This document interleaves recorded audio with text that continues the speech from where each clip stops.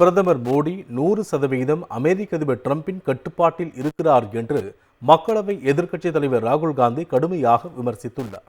குஜராத்தின் வதோதராவில் நடைபெற்ற பழங்குடியினர் நிகழ்ச்சி ஒன்றில் கலந்து கொண்டு பேசிய ராகுல் காந்தி, RSS பாஜக வனவாசி என்ற புதியதொரு பெயரை கொண்டு வந்துள்ளது.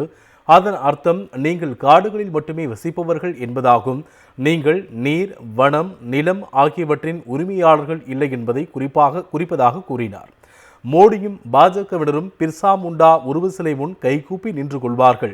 ஆனால் பிர்சா முண்டா எந்த கொள்கைகளுக்காக போராடி உயிர் தியாகம் செய்து தியாகி ஆனாரோ அந்த சித்தாந்தங்களை தாக்கியும் பேசுவார்கள்.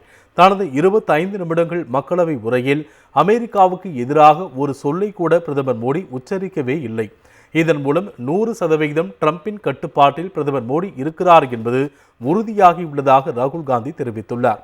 தாம் எப்போதெல்லாம் சாதிவாரி கணக்கெடுப்பை பற்றி பேசுகிறேனோ பாஜக RSS தன்னை தாக்கி பேசுவதை விளக்கமாக கொண்டுள்ளதாகவும் ராகுல் காந்தி குற்றம் சாட்டினார். பிரதமர் மோடி 100% அமெரிக்க அதிபர் டிரம்பின் கட்டுப்பாட்டில் இருக்கிறார் என்று மக்களவை எதிர்க்கட்சித் தலைவர் ராகுல் காந்தி கடுமையாக விமர்சித்துள்ளார். குஜராத்தின் வதோதராவில் நடைபெற்ற பழங்குடியினர் நிகழ்ச்சி ஒன்றில் கலந்து கொண்டு பேசிய ராகுல் காந்தி, RSS பாஜக வனவாசி என்ற புதியதொரு பெயரை கொண்டு வந்துள்ளது. அதன் அர்த்தம் நீங்கள் காடுகளில் மட்டுமே வசிப்பவர்கள் என்பதாகும். நீங்கள் நீர், வனம், நிலம் ஆகியவற்றின் உரிமையாளர்கள் இல்லை என்பதை குறிப்பதாக கூறினார். மோடியும் பாஜகவினரும் பிர்சா முண்டா உருவ சிலை முன் கைகூப்பி நின்று கொள்வார்கள். ஆனால் பிர்சா முண்டா எந்த கொள்கைகளுக்காக போராடி உயிர் தியாகம் செய்து தியாகி ஆனாரோ அந்த சித்தாந்தங்களை தாக்கியும் பேசுவார்கள். தனது 25 நிமிடங்கள் மக்களவை உரையில் அமெரிக்காவுக்கு எதிராக ஒரு சொல்லை கூட பிரதமர் மோடி உச்சரிக்கவே இல்லை.